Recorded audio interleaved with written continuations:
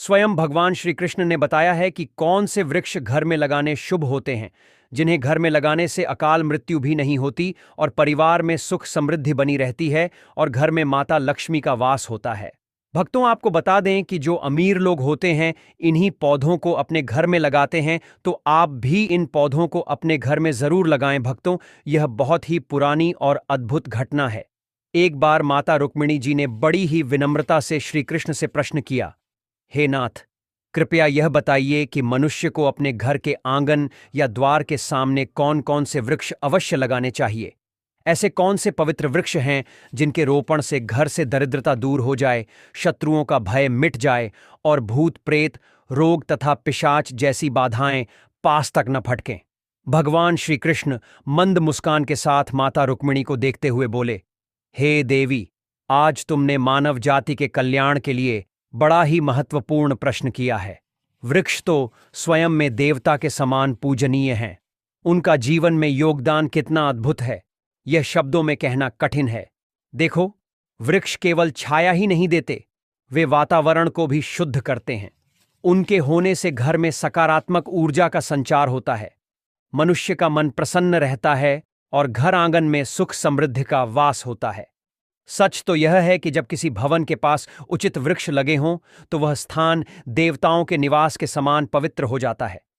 भगवान आगे कहने लगे, हे रुक्मिणी, घर के सामने सही वृक्ष लगाने से न केवल घर की शोभा बढ़ती है, बल्कि वह स्थान वास्तु दोषों से भी मुक्त हो जाता है।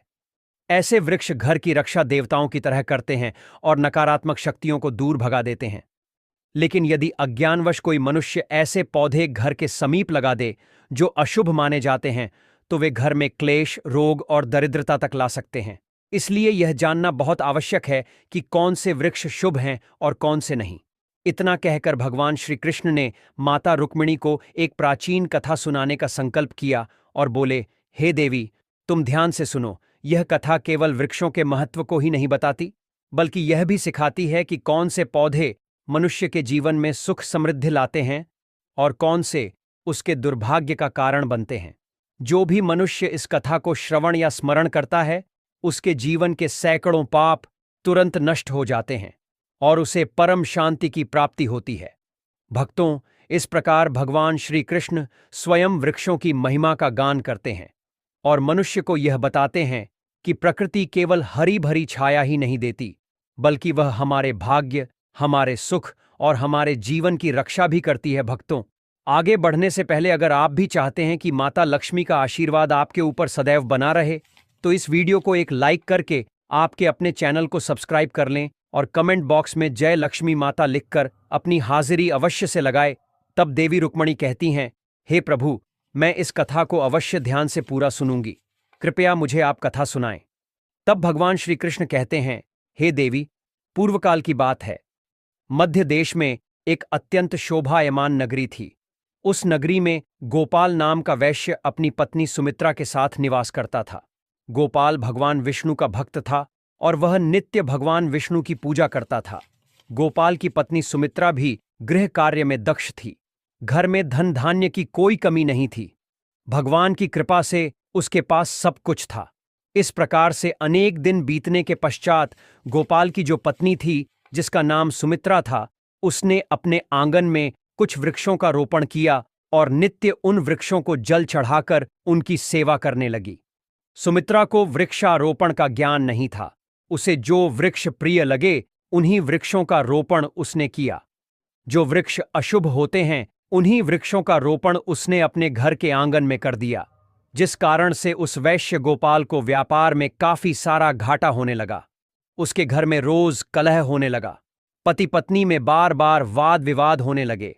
उन दोनों के जीवन में अनेक कठिनाइयां आने लगीं और धीरे धीरे गोपाल का सारा व्यापार डूब गया और उसका सारा धन भी नष्ट हो गया।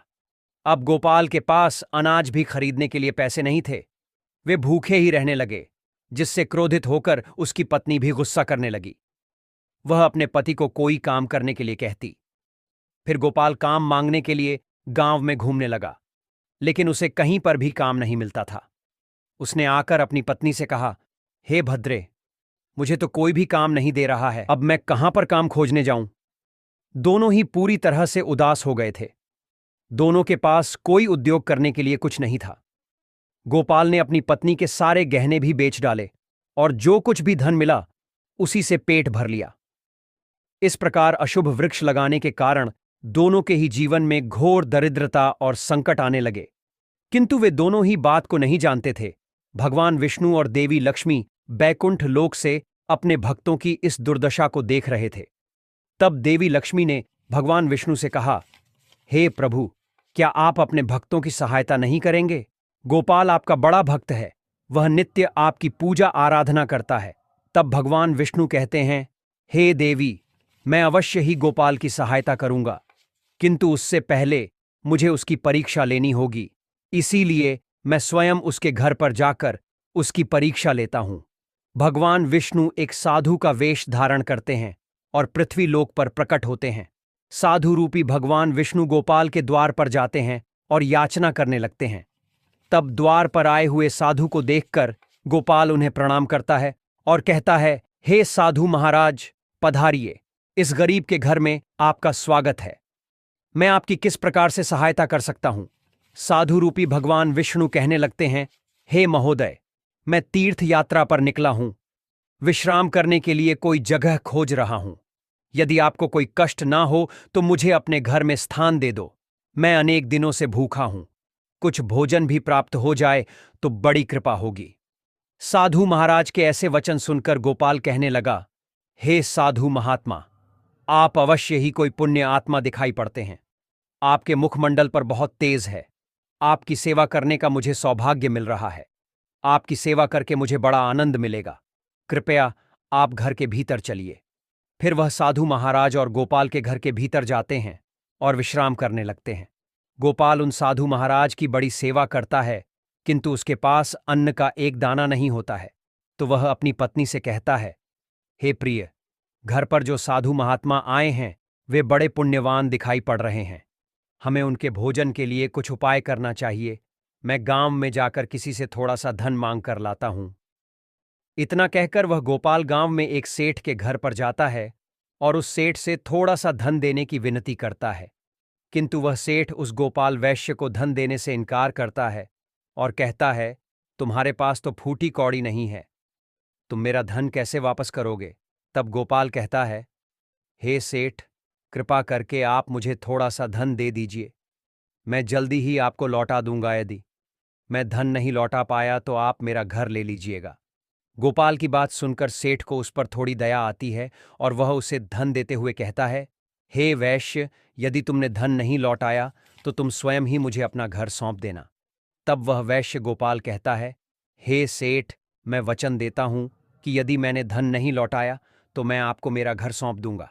गोपाल उस सेठ से धन लेकर बाजार से दूध, चावल, सब्जी, आटा, शक्कर आदि खरीद लेता है और लौटकर अपने घर आ जाता है। फिर वह अपनी पत्नी से कहता है, हे प्रिय, तुम उन साधु महात्मा के लिए भोजन बनाओ। फिर गोपाल की पत्नी सुमित्रा भोजन बनाती है और उन साधु महात्मा को भोजन परोस देती है। इस प्रकार गोपाल की भक्ति और निष्ठा को देखकर वे साधु महाराज बहुत प्रसन्न हो जाते हैं। भोजन हो जाने के पश्चात वे जाते जाते गोपाल से कहते हैं, हे वैश्य, मैं तुम्हारी भक्ति और आदर सम्मान से अत्यंत प्रसन्न हूं। तुम्हारी जो भी कामना है मुझे बताओ, मैं अवश्य पूरी करूंगा। तब गोपाल कहता है, हे महात्मा, आपका आशीर्वाद ही हमारे लिए सब कुछ है, किंतु मैं आपसे यह जानना चाहता हूं कि किस पाप के कारण मुझे दरिद्रता का दुख भोगना पड़ रहा है। हमने तो भगवान विष्णु की भक्ति की है, फिर हमारे जीवन में दरिद्रता क्यों आई है? इसका क्या कारण है और इस दरिद्रता को दूर करने के लिए मुझे क्या क्या उपाय करना चाहिए? तब वह साधु महात्मा कहते हैं, हे वैश्य, मैं जब तुम्हारे द्वार पर आ गया था तभी मुझे यह तय हो गया था कि तुम्हारे जीवन में घोर दरिद्रता और संकट आए हुए हैं, क्योंकि तुम्हारे भवन के सामने जो वृक्ष है वही तुम्हारी दरिद्रता का कारण है। इसीलिए तुम इन वृक्षों को हटाकर उनके स्थान पर शुभ पौधों का रोपण करो। तुम्हारी पत्नी ने तुम्हारे भवन के सामने जिन वृक्षों का रोपण किया है वे अशुभ वृक्ष हैं, उन्हीं के कारण तुम्हारी ऐसी दुर्दशा हुई है। तब गोपाल कहता है, हे महात्मा, कृपा करके मुझे बताइए कि घर के सामने कौन से वृक्ष लगाने चाहिए जिससे घर में सुख समृद्धि हो और कौन से वृक्ष नहीं लगाने चाहिए। कृपा करके आप मुझे विस्तार से समझाइए, मैं आपका बड़ा आभारी रहूंगा। फिर वह साधु महात्मा कहते हैं, हे वैश्य, ठीक है, अब मैं तुम्हें उन शुभ वृक्षों के विषय में बताता हूं जिन्हें घर के पास लगाने से शुभ फलों की प्राप्ति होती है। इसीलिए तुम ध्यानपूर्वक सुनो। हे वैश्य गोपाल, किसी जलाशय के समीप पीपल का वृक्ष लगाओ। पीपल का वृक्ष लगाने से जो फल मिलता है वह सैकड़ों यज्ञ के समान होता है। जब पीपल के पत्ते उस जलाशय में गिरते हैं तो वे पिंड के समान होकर पितरों को तृप्त करते हैं। इससे सभी प्रकार के पितृदोष समाप्त हो जाते हैं। जो मनुष्य नित्य स्नान करके पीपल को स्पर्श करता है वह सभी पापों से मुक्त होता है और कभी पराजित नहीं होता है। पीपल को स्पर्श करने से लक्ष्मी की प्राप्ति होती है और उसकी प्रदक्षिणा करने से आयु में वृद्धि होती है। पीपल की जड़ में श्री विष्णु, तने में शिव जी और अग्रभाग में ब्रह्मा जी स्थित रहते हैं। अमावस्या के दिन पीपल को प्रणाम करने से जो फल मिलता है वह 1000 गाय के दान के बराबर होता है। इस संसार में पीपल के समान कोई वृक्ष नहीं है।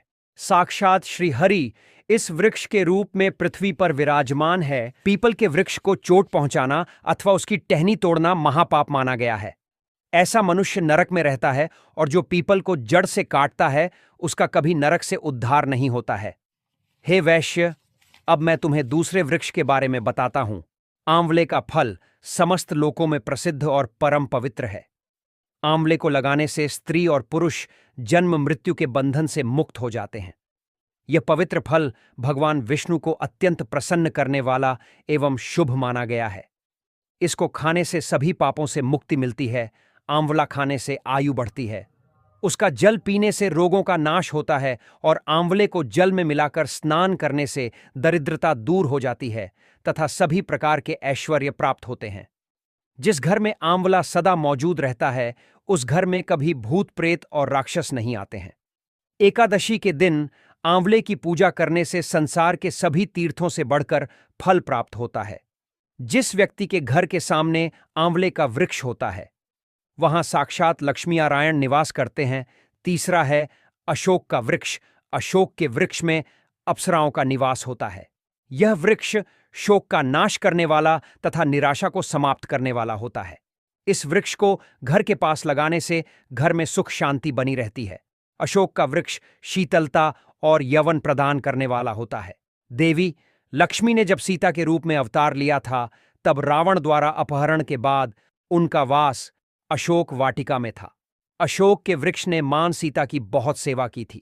इसलिए मां सीता ने अशोक वृक्ष को यह वरदान दिया था कि जिस भी स्थान पर यह वृक्ष होगा वहां उनका सदैव ही निवास होगा। चौथा है पाकड़ का वृक्ष। प्रत्येक मनुष्य को पाकड़ का वृक्ष अवश्य लगाना चाहिए। यह वृक्ष लगाने से जो फल मिलता है वह महायज्ञ के समान होता है। कलयुग में मनुष्य यज्ञ नहीं कर पाएंगे, इसीलिए उन्हें एक पाकड़ का वृक्ष अवश्य लगाना चाहिए। पांचवा है नियम का वृक्ष। नियम का वृक्ष लगाने से सूर्य देव प्रसन्न होते हैं। नियम का वृक्ष आयु प्रदान करने वाला माना गया है। इसे घर के पास लगाने से नाना प्रकार के रोगों से छुटकारा मिलता है और मां लक्ष्मी को नियम के पत्ते अति प्रिय होते हैं। इसीलिए वे नियम के वृक्ष के पास निवास करती हैं। घर के सामने नियम के वृक्ष का रोपण करने से धन संपत्ति की प्राप्ति होती है। छठा है जामुन का वृक्ष। यदि कोई मनुष्य कन्या प्राप्ति की कामना करता है तो उसे जामुन का वृक्ष अवश्य लगाना चाहिए। जिस मनुष्य के घर के सामने जामुन का वृक्ष होता है उसके घर में कन्या का जन्म होता है जो कुल का गौरव बढ़ाती है। सातवां है बेल का वृक्ष। बेल के वृक्ष में भगवान शिव और गुलाब में देवी पार्वती का निवास है। इसीलिए अगर बेल के वृक्ष के पास गुलाब का पौधा लगाया जाए तो शिव पार्वती का आशीर्वाद प्राप्त होता है।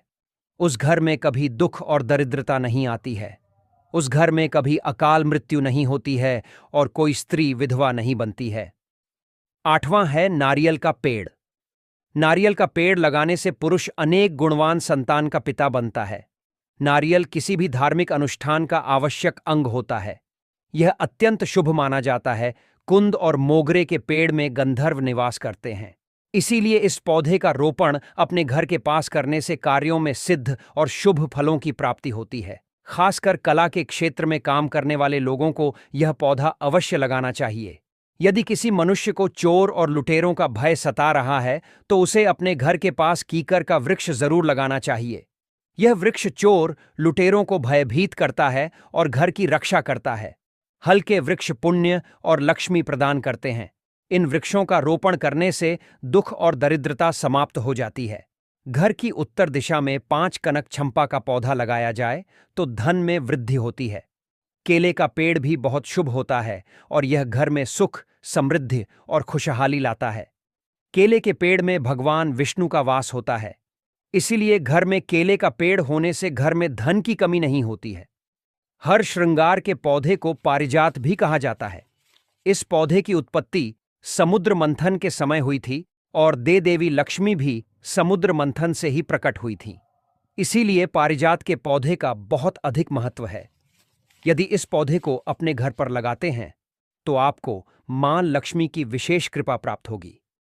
घर के आंगन में नारियल का पेड़ होने से उस घर में हमेशा शुभता बनी रहती है और उस घर के सदस्यों का समाज में बहुत मान सम्मान होता है। सुंदर पत्नी की कामना करने वाले मनुष्य को अनार का वृक्ष लगाना चाहिए। जो मनुष्य सुंदर, सुशील और सौभाग्यशाली पत्नी की कामना करता है उसे अपने घर के आंगन में या पास में अनार का वृक्ष अवश्य लगाना चाहिए। अनार का वृक्ष न केवल स्वास्थ्यवर्धक फल प्रदान करता है बल्कि इसे शुभता और सौंदर्य का प्रतीक माना गया है। अनार का वृक्ष अपने लाल फूलों और फलों के कारण सकारात्मक ऊर्जा का संचार करता है। इस वृक्ष को देवी लक्ष्मी का प्रतीक भी माना गया है और इसकी उपस्थिति घर में धन, समृद्धि और पारिवारिक सौहार्द को बढ़ाती है। अनार के फल का सेवन करने से शरीर स्वस्थ और कांतिमय होता है। पलाश का पेड़ ब्रह्म तेज प्रदान करता है, इसीलिए इसका रोपण अवश्य करना चाहिए। पलाश को धर्म का वृक्ष कहा जाता है। इसे भगवान ब्रह्मा और अग्नि का प्रतीक माना गया है।